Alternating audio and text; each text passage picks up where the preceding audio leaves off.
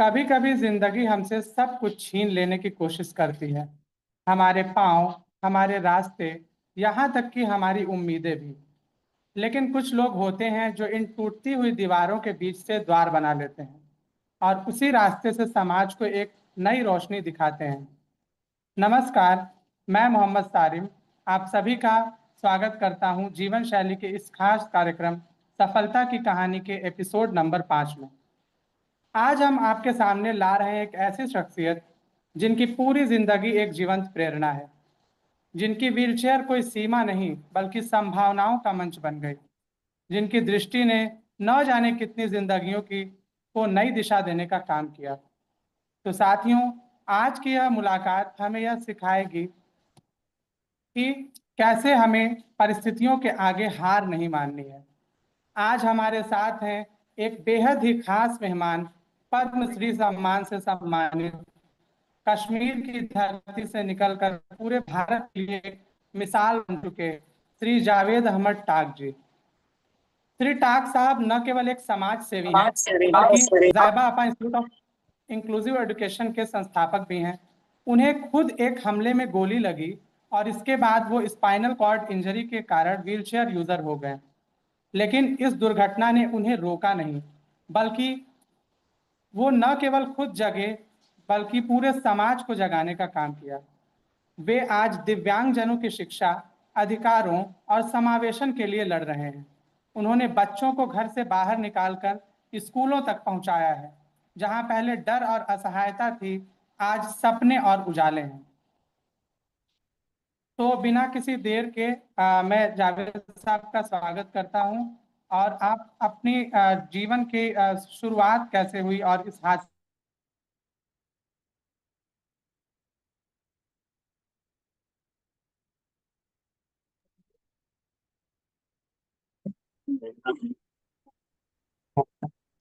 था। हेलो। हाँ, मुझे है ना जाना बताइएगा।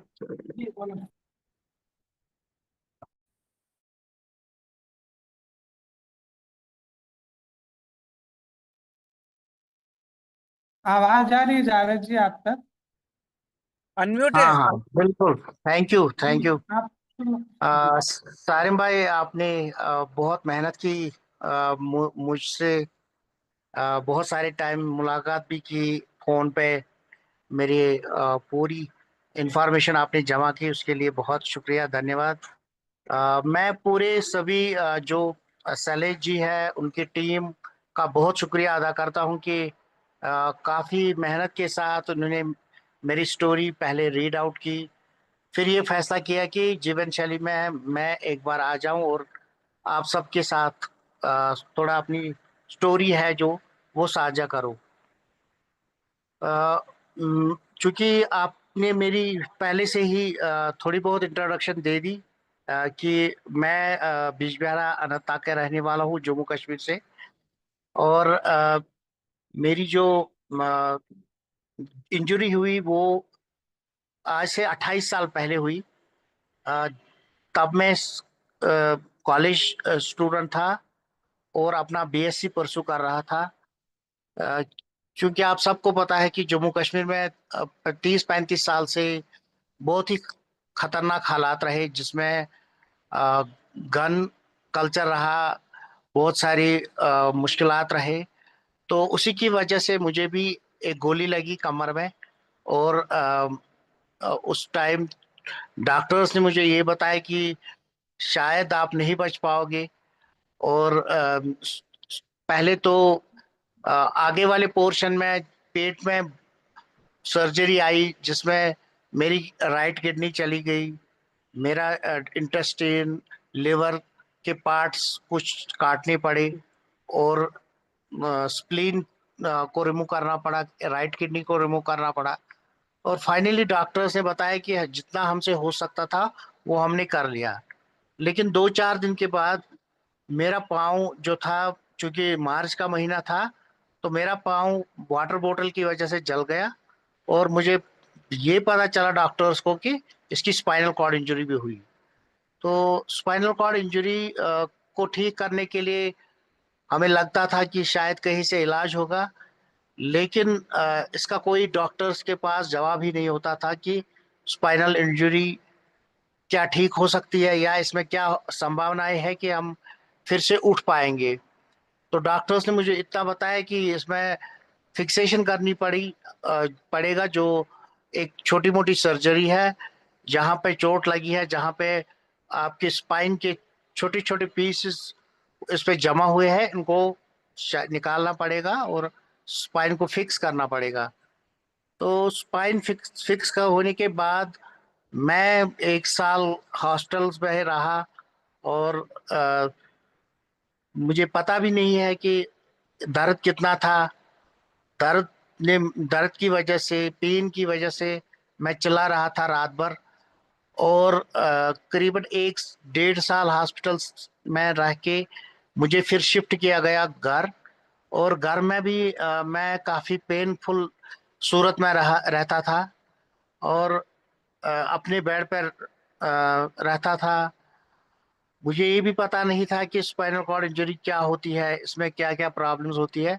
लेकिन इसके बाद मुझे ये पता चला कि ये जो कंडीशन है ये कभी रिपेयर नहीं हो सकती है, इसमें कोई इलाज नहीं है। क्योंकि डॉक्टर्स ने सीधे कहा कि अगर आप ऐसे बोलेगी कि ये कब ठीक होगा, इसका जवाब दुनिया में कहीं नहीं है।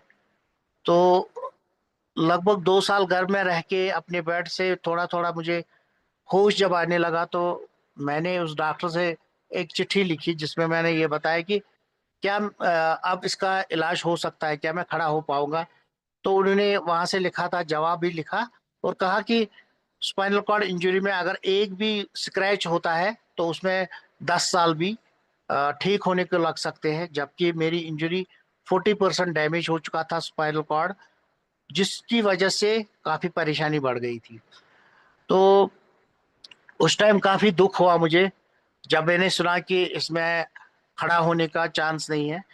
लेकिन डॉक्टर ने मुझे इतना बताया कि अपने आप को किसी काम के साथ एंगेज रखो, कोई एक ऐसा काम करो जिसमें आप पूरी तरह से एंगेज रहेंगे और आपको इस पे ध्यान नहीं होना चाहिए कि मेरी बॉडी में अंदर क्या चल रहा है। तो मैंने उसने ये भी लिखा था कि आप कोई टेबल वर्क करो जिससे आप एक चेयर पे बैठोगे, कुछ काम टेबल पे हो सकता है। तो मेरे मामा जी थे एक, उन्होंने टेबल बना के लाया 2 4 दिन में। एक व्हील चेयर मुझे घर वालों ने ला के दी और मैं दिन भर टेबल पे बैठता था। पहले तो कुछ नहीं करता था, लेकिन बाद में मैंने थोड़ा थोड़ा लिखना स्टार्ट किया। और एक दिन मुझे ये ख्याल आया कि मैं अब घर में क्या कर सकता हूँ। तो मेरी माँ मेरे पास थी। पहले पहले तो रिश्तेदार बहुत आते थे, लेकिन जब मुझे 1 2 साल हो गए तो फिर बहुत कम लोग आने लगे। घर में मैं और मेरी माँ साथ साथ रहते थे। तो मैंने अपनी माँ से एक दिन कहा कि मैं कुछ करना चाहता हूँ और किसी चीज के साथ मैं रहना चाहता हूँ। तो उसने बताया कि आप क्या कर सकते हो। मैंने बताया कि मैं बच्चों को पढ़ा सकता हूँ। तो उसने मोहल्ले में जाकर कुछ बच्चों को बताया कि अगर आप पढ़ना चाहोगे, फ्री ट्यूशन के लिए आ सकते हो, तो आप आ सकते हैं हमारे घर। तो पहले पहले 2 4 बच्चे, 5 बच्चे आने लगे और बाद में जब मैं उनके साथ काम करता गया तो बहुत सारे बच्चे आने लगे। एक वक्त ऐसा भी था जब मैं सुबह 7 8 बजे स्टार्ट करता था और शाम 6 7 बजे तक बच्चों के साथ रहता था। उन्हीं के साथ खाना भी खाता था, चाय भी पीता था और पढ़ाई उनकी पूरी करवाता। वो ग्रुप्स में आते थे, कभी first second third fourth fifth के बच्चे, 7 8 8 बच्चे, 10 10 बच्चे ग्रुप्स में आते थे। तो इसी तरह मैंने अपनी जिंदगी को नए तरीके से जीने का मतलब स्टार्ट मेरा वैसे हो गया। पहले पहले मुझे बहुत थकावट होती थी, लेकिन बाद में मुझे बहुत मजा आया बच्चों के साथ। क्योंकि बच्चे क्योंकि एक ऐसे जीवन में होते हैं जिनके दिमाग में कभी भी किसी के साथ लड़ाई झगड़ा खराब कुछ गुस्सा नहीं होता है। तो वो मेरे साथ सब कुछ शेयर करते थे। घर में वो कैसे पढ़ते हैं, कैसे वो जीवन जीते हैं। तो इसी तरीके से उन्होंने मुझे बताया कि चलो हम पार्क में जाएंगे, चलो हम आज पिकनिक पे जाएंगे। तो जिससे मुझे बाहर जाने का एक फिर से नया मौका मिला। पहले तो मुझे काफी शर्म आती थी कि मैं व्हील चेयर पे बाहर कैसे जाऊं, लोग मुझे क्या कहेंगे। लेकिन जब मैं जाता गया तो बहुत सारे टाइम मुझे लोग मिलते गए जिन्होंने मुझे काफी दुआएं दी, तो मुझे अच्छा लगने लगा कि चलो बाहर भी लोग उतने खराब नहीं है जितने हमारे मन में होता है कि हमारी तरह देखते हैं तो क्या सोचते होंगे, वो भी हमारे मामले में सही ही सोचते हैं। और बहुत सारी औरतें मुझे दिखती थी जो हमेशा दुआएं करती थी कि अल्लाह आपको जल्दी सलामती से वापस उठाए, अपने पैरों पे आप जा सके। तो मुझे लगता था कि कुछ ना कुछ अच्छा होने वाला है। तो जब तक मैं बच्चों के साथ रहा 2-4 साल, तो मुझे एक दिन ऐसा महसूस हुआ कि मैंने डिसेबिलिटी को करीब से देखा कि इसमें क्या-क्या चैलेंजेस आते हैं। हम वॉशरूम तक नहीं जा पाते हैं। हमारा जितना हाथ की लंबाई होती है, उतना ही काम कर सकते हैं। तो क्या ऐसे भी डिसेबल बच्चे होंगे जो चाहते होंगे कि हम पढ़ें, लेकिन वो पढ़ नहीं पाते होंगे? तो एक दिन मैंने बड़े-बड़े बच्चे जो मेरे साथ अब 4 साल से थे, जो 8वीं में पहले थे, 7वीं में थे, अब 10वीं, 11वीं, 12वीं में पढ़ते थे। मैंने उनको उनके साथ ही शेयर किया कि क्या हमारे मोहल्ले में या हमारे एरिया में कोई ऐसा बच्चा नहीं है कि जिसकी डिसेबिलिटी है और वो पढ़ना चाहता है? तो उन्हें बताया कि ज़्यादातर हमारे स्कूल में कोई बच्चा नहीं है। अगर है भी तो उसका छोटा-मोटा कोई पैर में तकलीफ है या कुछ ऐसा है, बाकी ज़्यादा सीवियर बच्चे, डिसेबल्ड बच्चे नहीं आते हैं। तो मैंने उनसे बात की कि क्या हम देख पाएँगे कि हमारे इर्द-गिर्द गाँव में कितने बच्चे होंगे ऐसे? तो उनने बताया कि चलो एक दिन जाएँगे। तो हमने एक डेट फिक्स किया, 7 गाँव में हम गए, एक गाड़ी में गए और वहाँ हमने जब देखा तो बहुत सारे बच्चे थे, लेकिन उनकी डिफरेंट डिसेबिलिटी थी। ज़्यादातर जो बच्चे हमें मिले 2-4 बच्चे हमें ब्लाइंड बच्चे मिले, कुछ हमें सेरेब्रल पाल्सी के बच्चे मिले जो बिल्कुल भी हिल नहीं पाते थे, अपने घरों में बिस्तर पे सोए हुए थे। और कुछ-कुछ बच्चे हमने देखे कि जिनकी मेंटल इश्यूज़ थे, चाहे ऑटिज़्म, सेरेब्रल पाल्सी या डाउन सिंड्रोम बहुत सारे बच्चों को था, या कुछ मेंटली रिटार्डेड बच्चे जो जन्म से ही थोड़ा-सा इनकी आईक्यू लेवल ज़्यादा नहीं थी। तो उनकी हालत बहुत ज़्यादा खराब थी और वो काफ़ी हार्श हो चुके थे। कई-कई तो घरों में रस्सियों के साथ बाँधे गए थे और कई-कई बिल्कुल जैसे वो जानवरों की तरह सड़कों पे जाते रहते थे। उनको कुछ बच्चे पीछे से कुछ कमेंट पास कर रहे थे या उनको बोल रहे थे कि आप उसको कमेंट करो, जिससे मैंने देखा कि ये बहुत ही एक परेशानी की हालत थी। तो मैंने अपने साथ ही फैसला किया कि मैं एक सेंटर स्टार्ट करूँगा जिसपे डिसेबल बच्चों के लिए मैं कोशिश करूँगा, और मैंने टोटली शिफ्ट जो है डिसेबल बच्चों पे फ़ोकस करने की कोशिश की। लेकिन मैंने देखा कि ज़्यादातर लोग यहाँ पे ना तो स्पेशल एजुकेटर्स थे, ना तो ब्लाइंड बच्चों को पढ़ाने का कोई ऐसा इंतज़ाम था। तो मैं इसमें डूबता रहा कि मैं क्या करूँ? तो एक लड़का जो खुद भी उसको पोलियो था टाँग में, वो मेरे पास आया, उसने बताया कि मेरी डिसेबिलिटी सर्टिफ़िकेट नहीं बन रही है। तो विंटर था तो उसको मेरे घर में ग्लोव्स जो लगाया था हाथों में, वो भूल गया। तो वो 2-4 दिन के बाद फिर से आया, तो मैंने उसको अचानक बोला कि वैसे आप कर क्या रहे हो? तो उसने बताया कि मैं कंपोज़िट रीजनल सेंटर है एक, यहाँ पे इंस्टीट्यूट है श्रीनगर में जो जो कि अ, तो पर्सन विद डिसेबिलिटीज़ के लिए रिहैबिलिटेशन कराते हैं। मैंने वहाँ पे कोर्स किया है जिसका नाम है DRT, diploma in rehabilitation therapy. तो मैंने बताया कि आप क्या आप ब्लाइंड बच्चों को पढ़ा सकते हैं? उसने बताया कि हाँ, ब्रेल की ट्रेनिंग मैं सिखा सकता हूँ। हम हर प्रकार के डिसेबल बच्चों के साथ इंटरवेंशन कर सकते हैं। तो मैंने उसको बताया कि क्या हम अगर मैं सेंटर डालूँगा तो आप मेरे साथ काम करोगे? तो उसने बताया कि मैंने कॉलेज में एडमिशन किया है, मैं पार्ट टाइम पे आ सकता हूँ। तो मैंने उसके साथ सब कुछ बातें की और कहा कि आप अगर आपको थोड़ा-सा मैं ऑनरेरियम दे दूँगा तो कितना लोगे आप? तो उसने बताया कि मैं 3000 तक मैं माँगूँगा आपसे, कम से कम ₹100 दिन का। तो इसी पे हमने बोला कि चलो दिन का 100-100 रुपए दे देंगे, लेकिन 4 दिन छुट्टी भी होती है, इसलिए हम आपको 25 दिन का टाइम हम 1 महीने में लेंगे और ₹2500 देंगे।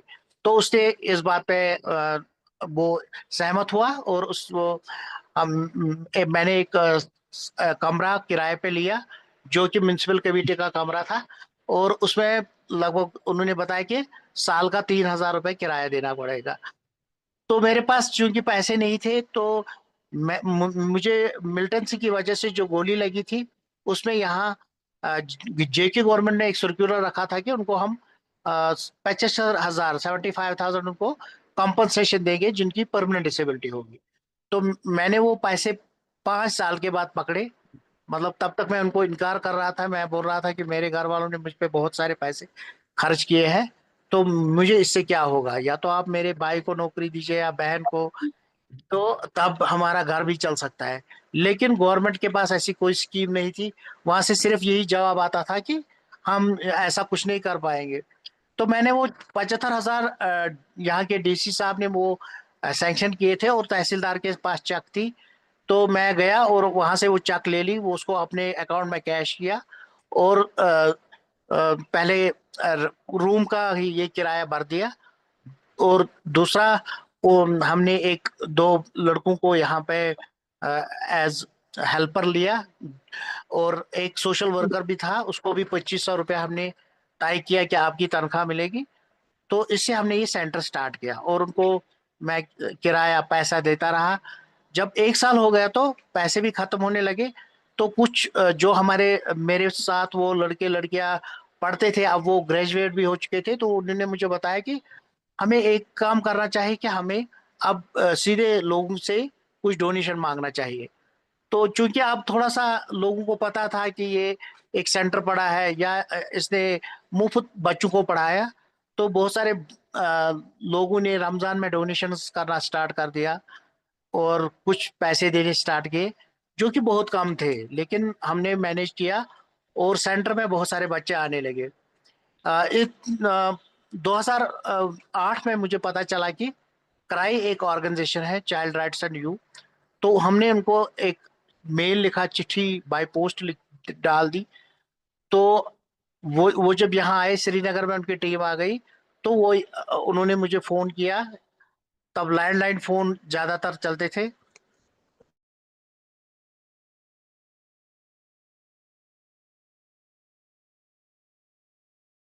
और हमने उनके साथ टाई अप किया और उन्होंने हमारा हमारे सेंटर पे वो आ गए।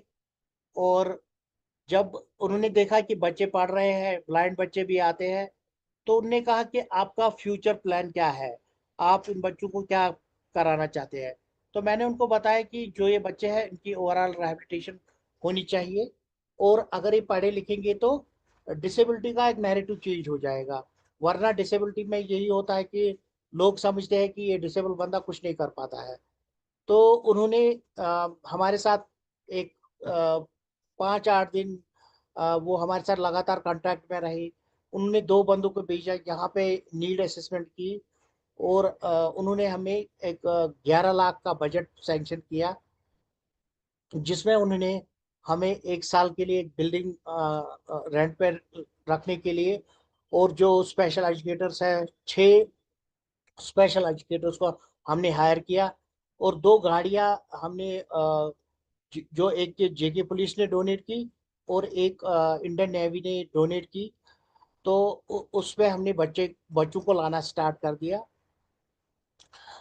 पहले दौर में जब हमने बिल्डिंग में स्कूलिंग स्टार्ट की तो लगभग 35 बच्चे आने लगे, और 2008 से हमने इस स्कूल को रजिस्टर भी किया, जिसका नाम हमने जेबा आपा इंस्टीट्यूट ऑफ इंक्लूसिव एजुकेशन रखा। और पहले तो हमें ये पता था कि शायद हम बच्चों को, नॉन डिसेबल बच्चों के साथ पढ़ाएंगे ताकि एक इंक्लूजन क्रिएट हो। लेकिन हमने जब पूरे बच्चों को लाया तो हमें पता चला कि विद इन द डिसेबिलिटी जितने भी कैटेगरीज हैं, हमें आपस में पहले इंक्लूजन की जरूरत है। क्योंकि बच्चों को पहले न तो उनको पता था कि ब्लाइंडनेस क्या है, ब्लाइंड बच्चों को ऑर्थोपेडिक डिसेबिलिटी के बारे में कुछ पता नहीं था, डेफ बच्चों को तो बिल्कुल भी कोई इंफॉर्मेशन नहीं थी कि हम क्या करें। तो हमने विद इन द डिसेबिलिटी सबको इंक्लूड किया। पहले तो डेफ बच्चे, ब्लाइंड बच्चे, ऑर्थोपेडिक डिसेबल बच्चे, और स्पाइनल कॉर्ड इंजरी के भी 2 बच्चे आने लगे। तो वो जब आगे चलते गए तो हमने भी सीखा कि इन बच्चों के लिए जो बहुत सारे अलग अलग नीड्स है। कुछ बच्चों को ब्रेल की जरूरत होती थी, सॉफ्ट बुक्स को जरूरत होती है जिनकी विजुअल डिसेबिलिटी थी। लेकिन जो बच्चे मेंटल डिसेबिलिटीज के शिकार थे उनके लिए हमने स्पेशल एजुकेटर्स को लाया। हमने उनको ट्रेनिंग दिलाना स्टार्ट किया। जिन बच्चों को आर्थोपेडिक डिसेबिलिटी थी हमने एक छोटा सा फिजियोथेरेपी सेंटर भी स्टार्ट किया, जहाँ पे उनको फिजियो, ऑक्यूपेशनल थेरेपी और मोबिलिटी ट्रेनिंग हम देते थे। और ये सिलसिला 2013 तक चलता गया। क्राई ने हर साल हमें रिवाइव किया और बच्चे भी बढ़ते गए, बाकी लोगों को भी पता चलने लगा। लेकिन बहुत सारे ऐसे भी मुश्किलात थे जो कि सोशली एक्सेप्टेंस नहीं थी। जो एक्स्ट्रा रिसोर्स हमें लगते थे उसके लिए हमें गली गली बाजार में घूमना पड़ता था कि हमें कुछ पैसे मिले। और जिन मकान में हम हायर कर रहे थे, रेंट पे लेते थे, वहाँ पे आम लोग बोलते थे कि यहाँ पे रैंप नहीं बना सकते हैं आप, इसका स्ट्रक्चर में कोई अमेंडमेंट नहीं कर सकते हैं, जिससे हमें बहुत तकलीफ होता था। कहीं कहीं वॉशरूम एक्सेसिबल नहीं होता था।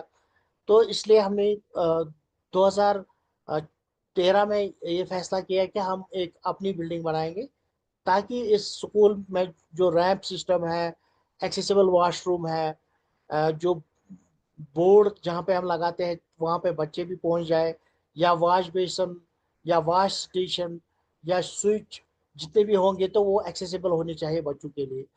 तो इस तरीके से हमने 2014 में एक जमीन का टुकड़ा लिया, जो कि स्टेट लैंड था, उस पर कब्जा था कुछ गांव वालों का। तो हमने उनके दो बच्चों को अपने साथ स्कूल में थोड़ा सा छोटा मोटा जॉब दिया और उनसे वो जमीन छुड़वाई, और उसमें लगभग उस टाइम 2-4 लाख कॉम्पनसेशन भी दिया। और उसमें बाकायदा फिर डिप्टी कमिश्नर ने कागजात बनाए।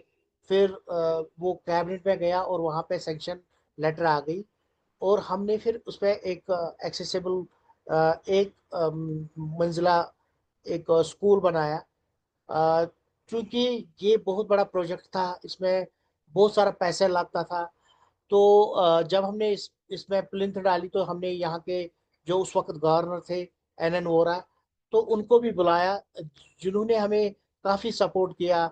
जो यहाँ पे माता वैष्णो देवी ट्रस्ट है उससे पैसे दिलाए, थोड़ा सा उन्होंने अपने गवर्नर फंड से भी पैसे दिलाए।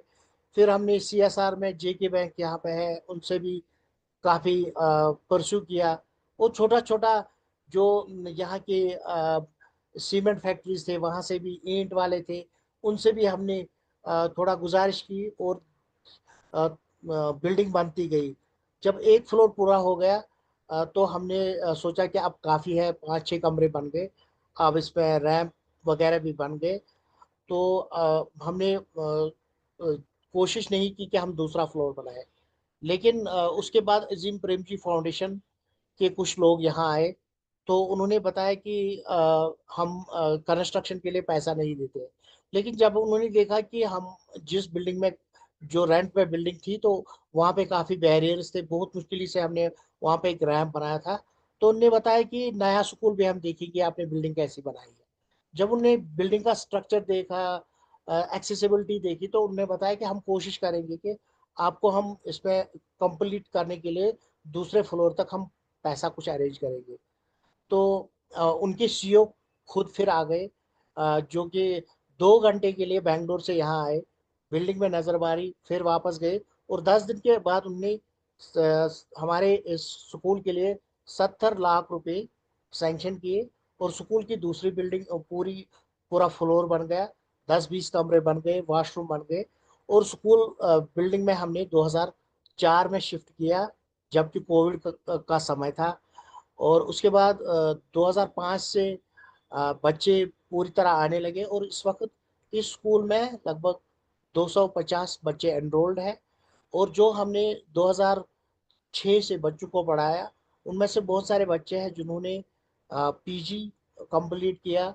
जिन ब्लाइंड बच्चों के साथ हमने पहला इंटरवेंशन किया, उसमें से एक ने जवाहरलाल यूनिवर्सिटी से अभी हाल ही में MA हिस्ट्री क्वालिफाई किया।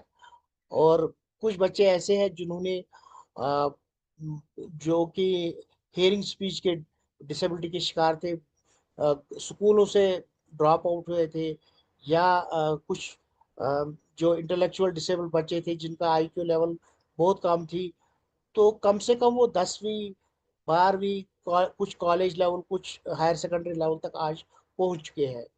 तो सक्सेस रेट की वजह से हमें बहुत सारे लोग जो है उनका मदद सामने आया, और उन्होंने बताया कि जो बच्चे हमें स्ट्रीट लाइट्स पे नज़र आते थे वो अब स्कूल में है। तो इससे थोड़ा सा हमें भी एनकरेजमेंट हुई। 2015 में जब प्राइम मिनिस्टर साहब ने मन की बात में इस स्कूल का जिक्र किया और मेरी पर्सनल स्टोरी को बयान किया, तो उससे थोड़ा सा और लोगों में जागरूकता हुई, और बहुत सारे लोगों ने हमें मदद करना स्टार्ट किया। इसके साथ साथ मतलब मैंने पर्सनली जो ज़्यादा फोकस किया वो मैंने एडवोकेसी पे बहुत फोकस किया कि जो जम्मू कश्मीर में हमारी एक्सेसिबिलिटी एजुकेशन या एम्प्लॉयबिलिटी पे जो भी परेशानियां हैं, उनके लिए मैंने 2-3 बार जे.एंड.के हाई कोर्ट पे पीआईएल की, आरटीआईज बहुत सारे की, जो हमारे रिक्रूटिंग एजेंसीज है वहाँ पे ज़्यादा रिजर्वेशन की बात डिसेबल पर्सन्स के लिए नहीं होती थी। तो मैंने बहुत सारी कोशिशें की, और सबसे बड़ा मुझे जो लगा वो है कि डिसेबल्ड सेक्टर को अवेयर करना, उनकी मोबिलाइजेशन। बहुत सारे जो डिस्ट्रिक्ट्स हैं जहाँ पे पर्सन विद डिसेबिलिटीज काफ़ी पिछड़े थे, जिनको व्हील चेयर नहीं मिलती थी, जिनको छोटी छोटी बातों पे बहुत सारी मुश्किलात सामने आती थी, या गवर्नमेंट के साथ ऐसे मीटिंग्स करना जहाँ पे पर्सन विद डिसेबिलिटीज के लिए बात करना, अ, इसका मुझे बहुत अच्छा टाइम मिला, जिसका मैंने बहुत अच्छे तरीके से इस्तेमाल भी किया। और मुझे 2007 में अ, चाइना जाने का मौका मिला, जो कि यूथ एक्सचेंज प्रोग्राम था, जिसमें 2 पर्सन विद डिसेबिलिटीज को भी लिया गया था। एक मैं था और एक सिजू नाम का एक बंदा था जो कि केरला से था। और वहाँ पे भी जब मुझे मौका मिला स्टेक होल्डर से बात करने का, तो हर सेक्शन के लोगों को अलग अलग बातें करने का मौका मिलता था। मैंने वहाँ पे चाइना में ये बात की कि अगर हम बॉर्डर क्राइसिस देखते हैं तो डेथ और डिसेबिलिटी के सिवा वहाँ कुछ नहीं होता है। तो अगर चाइना को इंडिया के साथ दोस्ती रखनी है तो फिर सबसे बड़ा जो मुद्दा होना चाहिए कि वो पीस का होना चाहिए। गन की यूजेज बिल्कुल बैन होनी चाहिए, क्योंकि पर्सन विद डिसेबिलिटीज का पहले से ही, चाहे चाइना में हो चाहे किसी भी मुल्क में हो, वो परेशानियों में मुब्तला होते हैं। तो पीस होना चाहिए, जिसके लिए जो उस वक्त के यूथ मिनिस्टर थे श्री अ, जो कि कांग्रेस के यूथ मिनिस्टर थे मनीशंकर आयर, जिनने काफ़ी मतलब उस बात को सराहा है कि जो हम खुद बात वहाँ पे नहीं कर पाते थे, तो वो आपने उनके जो डिफेंस मिनिस्टर से मैंने उनको बताया कि मुझे मौका मिला, आप डिफेंस के मिनिस्टर हो, तो जो आपको इंडिया के साथ यूथ एक्सचेंज करते हैं वो तभी कामयाब हो जाएगा जब हम पीस प्रिवेल करेंगे, जब हम गन्स को साइलेंट करेंगे, और जब हम बॉर्डर टेंशन को बिल्कुल ख़त्म करेंगे। तो इसी तरह मुझे बहुत सारे मीटिंग्स में, जैसे कि जब rights of person with disability act, जो कि 2010 में इसके लिए एक कमेटी बनी, सुधा कोल कमेटी, जिसमें लगभग 50% विद डिसेबिलिटीज को थ्रू आउट इंडिया मौका मिला, जिसमें मैं बहुत बार एज अ ऑब्जर्वर था, जिसमें मैं बहुत कमेटी में सब कमेटीज के मेंबर को सुझाव देने के लिए हमें रखते थे। तो जावेद आबदी जी हमारे दिल्ली में एनसीपीडीपी करके एक ऑर्गेनाइजेशन अभी भी चल रही है, तो उसके जो फाउंडर थे, तो उनके साथ मुझे 2002 से उठने बैठने का मौका मिला, जिसकी वजह से मैंने एडवोकेसी सीखी। और डिसेबिलिटी सेक्टर में मैंने कभी ये नहीं सोचा कि कोई व्हील चेयर यूज़र है, कोई ब्लाइंड है, कोई, तो क्रॉस डिसेबिलिटी में काम करने के लिए मुझे मौका मिला, जिसका मैंने सही इस्तेमाल किया। और rights of person with disabilities act में जो एक आप देखेंगे एक चैप्टर में सीवियर डिसेबिलिटीज या हाई सपोर्ट नीड्स के जितने भी लोग हैं उनके लिए अलग से एक प्रोविजन रखा गया है कि अगर वो अप्रोच करेंगे गवर्नमेंट को कि हम अपनी पर्सनल नीड्स को कैटर नहीं कर पाते हैं ड्यू टू सीवियर डिसेबिलिटी, जिससे स्पाइनल कॉर्ड इंजरीज, स्ट्रोक या बेड रिडन लोगों के लिए बात की गई है। तो वहाँ कहा गया है कि अगर ऐसे एक प्रोविजन रखा गया है कि अगर लोग अप्लाई करेंगे तो गवर्नमेंट को चाहे कि एक कमेटी बनाए, उसकी नीड असेसमेंट देखी जाए और उसमें कम से कम जो इसके लिए मेडिकल नीड्स है वो उनको फिलफिल करना ज़रूरी है। तो अगर हम में से भी किसी को स्पेशल नीड्स है, ज़्यादातर वो कैटर नहीं कर पाते हैं, घर के हालात ठीक नहीं है, तो वो उस सेक्शन के अंडर वो अप्लाई कर सकते हैं अपने सोशल वेलफेयर डिपार्टमेंट या डिसेबिलिटी अफेयर्स डिपार्टमेंट में। उसके लिए वो प्रोविजन है।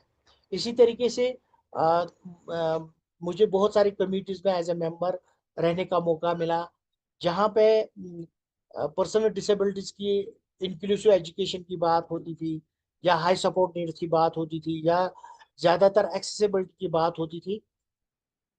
तो मुझे ये लगा कि अगर पर्सन विद डिसेबिलिटीज को अपने आप को डेवलप करना होगा, तो पहले हमें अपना एक्ट जानना होगा, पहले हमें अपने राइट्स का पता होना चाहिए, अपनी ड्यूटीज का पता होना चाहिए।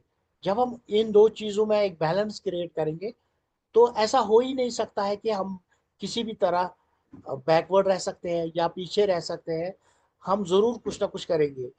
इस वक्त जो हमारा वो ये सेंटर है, इसमें दो तीन चीज़ें होती है। एक तो जो भी मेडिकल नीड्स होती है वो कैटर होती है। हम टाइम टू टाइम 2 महीने के बाद, हर 2 महीने के बाद एक मेडिकल कैंप चलता है, जिसमें सिर्फ इंस्टीट्यूट के बच्चे नहीं आते हैं बल्कि बाहर के भी बच्चे आते हैं, जो दूसरे स्कूलों में भी एनरोल्ड है, चाहे गवर्नमेंट स्कूल में, दूर दूर जगहों पे। इसी तरीके से अगर देखा जाए तो हमारी जो जिनको रिहैबिलिटेशन की जरूरत है, चाहे फिजियोथेरेपी, चाहे ऑक्यूपेशनल थेरेपी, चाहे और किसी चीज़ों की रिहैबिलिटेशन, जिसमें बहुत सारे सेंसरी इंटीग्रेशन थेरेपीज होती है इंटेलेक्चुअल बच्चों के लिए, तो वो भी हम उन बच्चों को देते हैं। जब बच्चा 18 साल के बाद कुछ लोग एजुकेबल नहीं होते हैं, तो हम उनको वोकेशनल ट्रेनिंग सिखाते हैं, जिसमें लोकल जो हमारा फल होता है, सेब, नाशपाती, उनको कैसे सुखाए, चिप्स बनाए, वो पैक करके उनकी मार्केटिंग, और पेपर बैग यूनिट, जहाँ पे हम पेपर बैग्स को बनाते हैं, पेपर बैग्स के साथ साथ उनकी मार्केटिंग कराते हैं। तो अपार्ट फ्रॉम ये चीज़ें, जो स्पोर्ट्स की एक्टिविटी है, चाहे किसी भी प्रकार के पर्सन विद डिसेबिलिटीज हो, करीबन हम हर टाइप्स ऑफ डिसेबिलिटी के लिए स्पोर्ट्स प्रोग्राम ऑर्गेनाइज करते हैं, या दूसरे इंस्टीट्यूशंस में रिक्वेस्ट करके उनको ऑर्गेनाइज कराते हैं। जहाँ पे ब्लाइंड बच्चों का क्रिकेट मैच हो, या चेस टूर्नामेंट हो, या जो स्पेशल ओलंपिक भारत के अंडर इंटेलेक्चुअल डिसेबल बच्चों के लिए बहुत सारी गेम्स चलाते हैं, वो कॉम्पिटिशन्स होती है। और हम इस साल में 2 बार एक स्पोर्ट्स फेस्टिवल कराते हैं, जिसमें इंक्लूसिव स्पोर्ट्स फेस्टिवल होता है, जहाँ पे हम किसी कॉलेज यूनिवर्सिटी में कुछ ऐसे प्रोग्राम्स कराते हैं जिनसे एक प्लेटफार्म पे नॉन डिसेबल और डिसेबल बच्चों का इंटरफेस होता है, उनका जानने का मौका मिलता है। जहाँ पे कुछ ब्रांड स्कूल्स है, जहाँ पे बच्चों को डाला जाता है, तो उन स्कूल्स को भी हम अप्रोच करते हैं, और हर साल हम डिफरेंट इंस्टीट्यूशंस में बच्चों को बहुत सारी ऐसे एक्टिविटीज कराते हैं, जहाँ पे इनको नॉन डिसेबल बच्चों को भी इन बच्चों के लिए पता चलता है कि ये क्या कर सकते हैं। अ, मुझे बहुत खुशी होती है कि जब नॉन डिसेबल बच्चे काफ़ी खुश होते हैं जब उनको हेयरिंग स्पीच डिसेबल बच्चों के साथ साइन लैंग्वेज इंटरप्रिटेशन करने का मौका मिलता है। जब उनको पता चलता है कि साइन लैंग्वेज भी एक मीडियम ऑफ लैंग्वेज है, जिससे आपस में बच्चे बात कर सकते हैं, और काफ़ी बच्चों की एक दोस्ती भी बन चुकी है। बहुत सारे इंस्टीट्यूशन में हमने ऐसे वॉलंटियर्स क्रिएट किए हैं जो ब्लाइंड बच्चों या जिनके हाथों में की डिसेबिलिटी होती है उनके लिए वो एज ए स्क्राइब एग्जाम्स में उनके साथ आते हैं। और मुझे लगभग state, district, national, international level तक मुझे बहुत सारे अवार्ड्स से मिले हैं। और जिनमें सबसे बड़ा अवार्ड जो मुझे मिला वो पद्मश्री अवार्ड 2020 में, जो कोविड की वजह से नवंबर 2021 में फिर दिया गया। तो आज का जो प्रोग्राम है, जो जीवन शैली का प्रोग्राम शैलेश जी ने स्टार्ट किया है, जिसमें बहुत सारे हमारे स्पाइनल कॉर्ड इंजरी के लड़के लड़कियां एक ही प्लेटफॉर्म पे आते हैं। तो एक मौका मिलता है हमें, पता चलता है कि दुनिया में बहुत सारे काम है जो हम कर सकते हैं। अगर हम चलने फिरने की सलाहियत नहीं रखते हैं, हम नहीं चल पाएंगे, व्हील चेयर पे है, तो फिर भी हम कुछ ना कुछ कर सकते हैं। कोई स्पोर्ट्स में व्हीलचेयर बास्केटबॉल इस वक्त काफ़ी बहुत सारे हमारे जम्मू कश्मीर के लड़के लड़कियां हैं जो इस वक्त इसमें बड़ा अच्छा कर रहे हैं। बहुत सारे ऐसे भी व्हीलचेयर यूजर्स हैं जिन्होंने अपना छोटा मोटा दुकान या कुछ ऐसे एंटिटीज रखे हैं जहां वो अपना पैसा कमाते हैं। जो हमारी ऑर्गेनाइजेशन है, इसका नाम ह्यूमैनिटी वेलफेयर ऑर्गेनाइजेशन हेल्पलाइन है, जो हमने 2003 में रजिस्टर की। इन्हीं लड़के लड़कियों के साथ जो मेरे साथ पहले मेरे स्टूडेंट थे, बाद में जब वो 4-5 साल तक मेरे साथ रहे, तो 2003 में हमने इसके लिए कोशिश की और रजिस्टर की। इस वक्त जो हमारे ऑर्गेनाइजेशन में की सबसे बड़ी खूबी है वो ये कि आज जो हमारे बॉडी मेंबर्स है वो हमारी ही स्टूडेंट्स, दो स्टूडेंट्स ऐसे हैं जिनको हमने इस ऑर्गेनाइजेशन में एज अ मेंबर बनाया है, जो हमारे एग्जीक्यूटिव बॉडी के मेंबर है इस वक्त, पोस्ट ग्रेजुएशन करके यासिर और जाकिया। जो इसी इसके साथ साथ जो हमारे व्हाट्सएप ग्रुप, चाहे वो ब्लाइंड के लिए हो, चाहे वो ऑर्थोपेडिक डिसेबिलिटी के लिए हो, मस्कुलर डिस्ट्रॉफी के लिए हो, या व्हीलचेयर यूजर्स के लिए हो, तो उन सब में हमने ये चीजें रखी है कि हर एक बंदा रजिस्टर हो कम से कम। और उनके लिए जितने भी स्कीम्स हैं उनको उनको वक्त पर वक्त उन तक पहुंचाया जाए। और उनके साथ वो शेयर करके, अगर किसी को इसमें से फ़ायदा लगता है कि मुझे मिलता है, तो वो, अगर हमें उसकी हैंड होल्डिंग करनी पड़ती है, फॉर्म भरना पड़ता है, तो वो भी हो जाता है। बहुत सारे डिस्ट्रिक्ट्स में भी अ, ऐसे व्हाट्सएप ग्रुप बने हैं। लगभग हर डिस्ट्रिक्ट का अलग अलग व्हाट्सएप ग्रुप है। तो अगर हमें कुपवारा के लिए कुछ करना होगा, बारामूला के लिए करना होगा, जो कि फार फ्लंग डिस्ट्रिक्ट्स है, या जम्मू के लिए, तो कम से कम व्हाट्सएप ग्रुप्स के साथ हम मिले हुए हैं, जुड़े हुए हैं। और लगभग डिसेबिलिटी सेक्टर में आज बहुत सारा डेवलपमेंट हो रहा है, जिसमें लोगों को पता चलता है कि पढ़ाई में कहाँ कहाँ एडमिशन हो सकता है, या किस जगह हम क्या कर सकते हैं, किस एक्टिविटी में पार्टिसिपेट कर सकते हैं। तो जो ये इस वक्त इंफॉर्मेशन फ्लो है, सोशल मीडिया हैंडल्स है, क्योंकि अगर देखा जाए तो सबसे ज़्यादा फायदा अगर सोशल मीडिया का हुआ, अ, जो कि फ़ोन का हुआ, टेक्नोलॉजी का हुआ, वो पर्सन विद डिसेबिलिटीज़ का हुआ। लेकिन अगर हम इसका सही इस्तेमाल करेंगे तो हम घर बैठे हो वर्क फ्रॉम होम भी कर सकते हैं। छोटे मोटे कुछ बिजनेसेस अगर हम घर में कुछ बनाते हैं, उनका मार्केटिंग भी कर सकते हैं। क्योंकि सोशल मीडिया पे बहुत सारे ऐसी चीज़ें भी आते हैं, लेकिन मैंने देखा है कि बहुत सारे पर्सन विद डिसेबिलिटीज़ की काफ़ी डेवलपमेंट हुई है जब उन्होंने judicious use of social media किया हुआ है। उनके कुछ प्रोडक्ट्स हैं जो चलते हैं, उनका कुछ अलग अंदाज होता है। जो कुछ लोगों ने rights of person with disabilities act को सीधी तरीके से एजुकेशन के बारे में वीडियोस, एम्प्लॉयमेंट के बारे में वीडियोस, डिसेबिलिटी कमीशन के बारे में वीडियो, या एक्सेस टू इलेक्शंस, बहुत सारी चीज़ें जो हमारे स्पोर्ट्स, सेंसस, सब चीज़ों का वहाँ पे जिक्र है। और वो वही वीडियो डालते हैं, जिससे आम लोगों को भी पता चलता है कि पर्सन विद डिसेबिलिटीज़ के लिए कितने राइट्स हैं, कितनी ड्यूटीज़ हैं, हम क्या कर सकते हैं। हमारे यहाँ जितने भी लोग इस वक्त हैं, हम उनको कोशिश करते हैं कि हम उनके लिए कुछ करें। जिस तरीके से बहुत सारे डिपार्टमेंट्स हैं, जैसे आईसीएस डिपार्टमेंट है, एजुकेशन डिपार्टमेंट है, तो उनमें भी पहले इतनी अवेयरनेस नहीं थी। लेकिन गवर्नमेंट के साथ जब हमने लॉबिंग की, तो बहुत जगह हमने देखा कि जितने भी प्रोग्राम्स होते हैं नेशनल लेवल, जैसे सेंसस अभी आने वाला है, 26 में हमारा सेंसस होगा। जब तक हम डिपार्टमेंट को अवेयर नहीं करेंगे, सेंसस डिपार्टमेंट, क्योंकि हमारा आप अलग से जो सेंसस कर रहे हैं, जो हमारा 9th कॉलम था 2011 में, मे बी वो अब और आगे आ जाएगा। तो नेशनल लेवल पे या एरिया लेवल पे जब हम एनिमेटर्स को या इन्यूमरेटर्स जो होते हैं उनको जब हम अवेयर करते हैं, तो उससे क्या होता है कि रियल पिक्चर ऑफ सेंसस अगर आएगी, तो प्लान भी हमारे लिए उसी हिसाब से होगा। अगर हम अपने सेंसस में खुद भागीदारी नहीं करेंगे, तो हमें पता नहीं, हमारे देश में पता नहीं चल जाएगा कि कितने लोग असल में डिसेबल पर्सन हैं, उनके क्या नीड्स हैं, उनकी क्या प्रॉब्लम्स चैलेंजेस है। तब प्लान नहीं बन पाएगा। अगर हम सेंसस में पूरा योगदान देंगे, तो हमारी एक अच्छी पिक्चर सामने आ जाएगी, जिसके जिसके सहारे हम कल प्लानिंग के लिए बात कर सकते हैं, अपने गवर्नमेंट को हमारे लिए अलग बजट के लिए बात कर सकते हैं। अभी जो हम 2.3 ही परसेंटेज हमारी नजर आई है 2011 तक, जिसकी वजह से हमें माइन्यूट पॉपुलेशन का दर्जा है।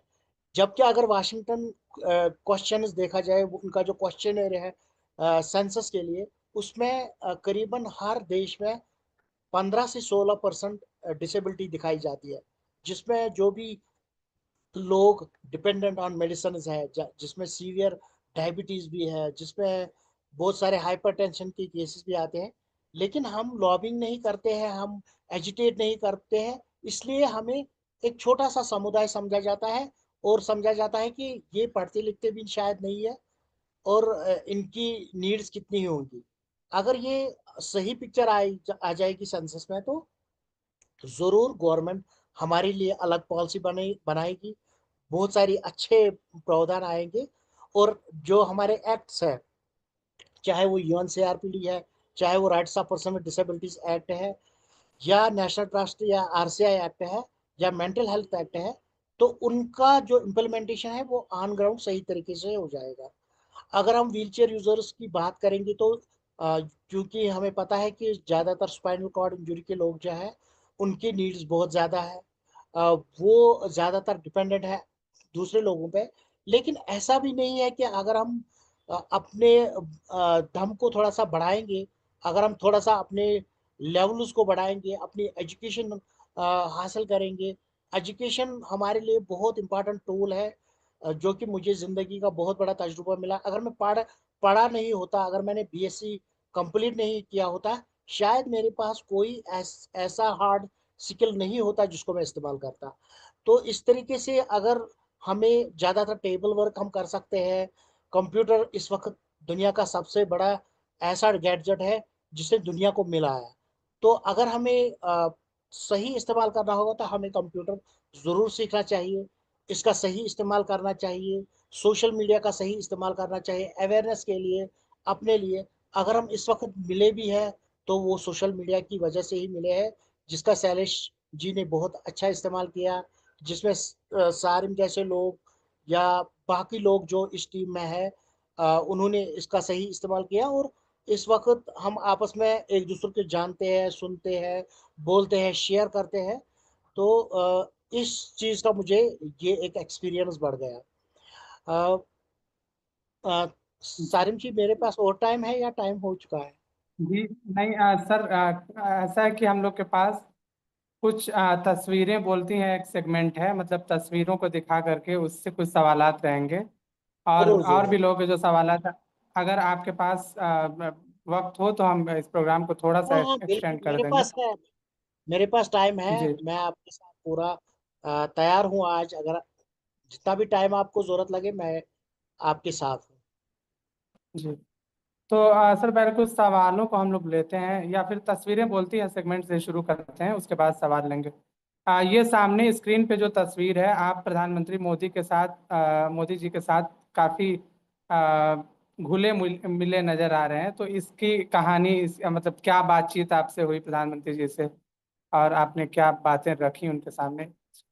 प्रधानमंत्री जी, मुझे जब हमने पद्मश्री अवार्ड लिया तो जो लॉबी वहाँ होती है जहाँ पे चाय का इंतजाम होता है, तो मैं चाय पी रहा था तो अचानक पहले प्रेसिडेंट साहब मेरे पास आए, जिनके साथ जेपी नड्डा जो कि इस वक्त बीजेपी के प्रेसिडेंट है।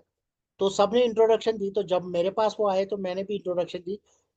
स्टार्ट कर रही, मेरा नाम जावेद है, मैं कश्मीर। उसने उन्होंने बोला कि आप आपकी इंट्रोडक्शन हो चुकी है, प्रधानमंत्री जी हमें आपके बारे में बोल रहे थे अंदर, जब आप यहाँ चाय के लिए अंदर आ रहे थे तो हमें 5 मिनट मिले आपस में बात करने के लिए। तो उन्होंने बताया कि जो जावेद है ये कश्मीर से है, ऐसा ऐसा। तो प्रधानमंत्री को आपके बारे में इतना कैसे मालूम? तो मैंने बताया शायद मन की बात में पहले एक रिसर्च हुआ होता होगा कि हम किसके बारे में बात कर रहे हैं, क्या क्या चीजें हैं। तो जब प्रधानमंत्री जी बाद में आए तो आगे आगे प्रेसिडेंट साहब जा रहे थे तो पीछे प्रधानमंत्री जी अलग से सबके साथ इंट्रोडक्शन करते थे। तो इन्होंने मेरे दोनों कंधों पे पूरा बोझ डाल के कहा कि जावेद कैसे हो? तो मैंने बताया मैं ठीक हूँ सर। बताया कि ये जो आपका डिस्ट्रिक्ट अनंतनाग है काफ़ी खतरनाक है, वहाँ पे मिलिटेंसी बहुत ज़्यादा है। क्योंकि आपने मिलिटेंसी को देखा, एक तरह से मिलिटेंट लोगों को डिसेबल कर रहे हैं और उसी अनंतनाग में आप दूसरे साइड से लोगों को रिहैबिलिटेट कर रहे हैं। तो ये हमें बहुत पसंद है आपका कि आपने कभी दुख नहीं इसका इजहार नहीं किया, आपने कभी ये नहीं सोचा कि अगर मुझे गोली लगी तो मैं दूसरों का दर्द कैसे समझ सकता हूँ। लेकिन आपने उसी अनंतनाग में मिलिटेंट्स को करारा जवाब दिया और आप लोगों को रिहैबिलिटेट कर रहे हैं, उन्हीं डिसेबल लोगों को। चाहे वो, क्योंकि बहुत सारे लोगों को यहाँ गोलियां भी लगी है जो हमारे सेंटर पे आते हैं। तो मैंने बताया सर आपको कैसे पता? तो बोला कि हम हर हर कुछ चीज जानते हैं दुनिया में जो भी। तो यही बातें वहां पे हुई। तो मुझे लगता है कि बहुत सारा टाइम प्रधानमंत्री ने लगभग 6-7 मिनट मेरे साथ दिए, जबकि वहाँ करीबन 100 लोग थे। और मैंने फिर बताया कि मुझे बहुत सारी बातें आपसे करनी है, तो उनने बताया कि चलो आप मेरे ऑफिस में आ सकते हो। तो लेकिन इतना टाइम नहीं मिला कि मैं प्रधानमंत्री से बोलूं कि आपके ऑफिस तक मुझे कैसे एक्सेस मिलेगा। तो तब से मुझे दूसरा मौका नहीं मिला। लेकिन इन्होंने मुझे बताया कि जहाँ पे आप काम कर रहे हो, मैं आपसे वादा करता हूँ वो कब दिन आएगा लेकिन मैं वहाँ पे जरूर आ जाऊंगा। इंशाल्लाह। दूसरी तस्वीर आप पेश की जाए। स्लाइड चेंज कीजिए। हम्म। ये तस्वीरें जो है पहाड़ी इलाकों पर, और आपके दोनों पैर जो है आ, कटे हुए हैं।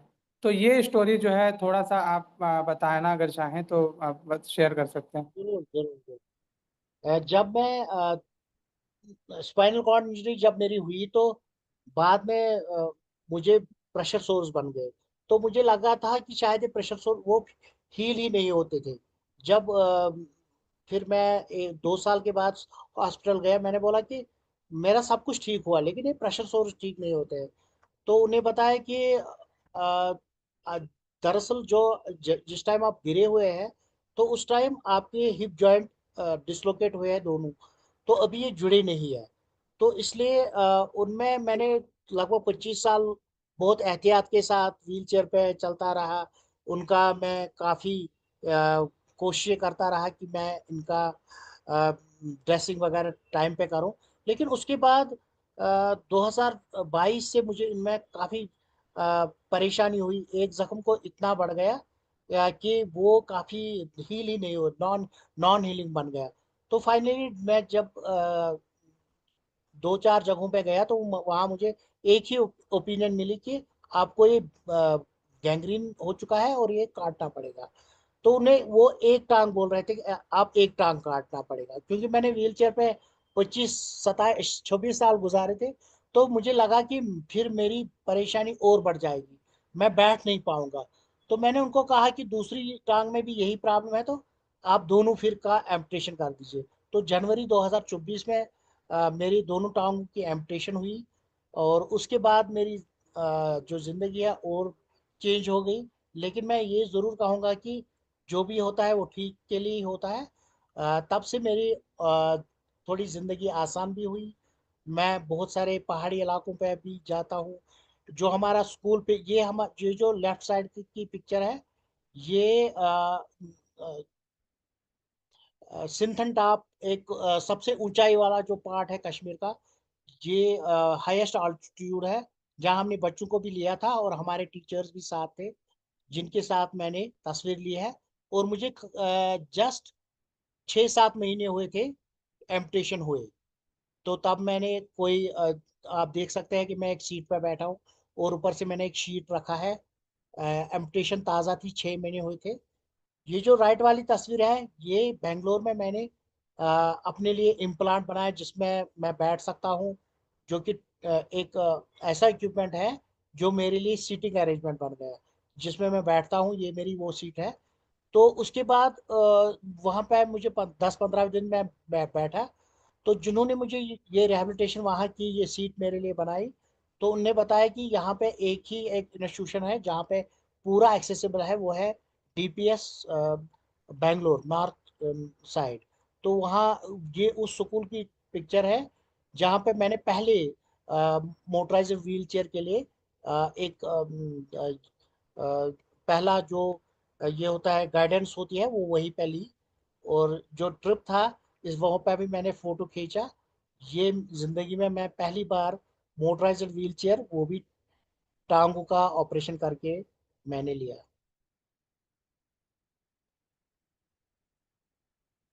जी। अगली स्लाइड अगर चेंज कर सकें तो चेंज कीजिए। जी, तो यहाँ पे ये हम देख पा रहे हैं कि जी। हाँ, ये जो राइट वाली तस्वीर है, ये हमारे डीआईजी यहाँ अनंतनाग, मतलब यहाँ पर जो रेंज है, साउथ कश्मीर रेंज के थे। इनका नाम अतुल कुमार था।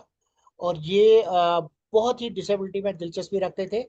हमारा एक एनुअल शो रहता है, जो बच्चों के लिए प्रोग्राम होता है, जो मैंने अभी बात की। बहुत सारे हम प्रोग्राम्स करते हैं।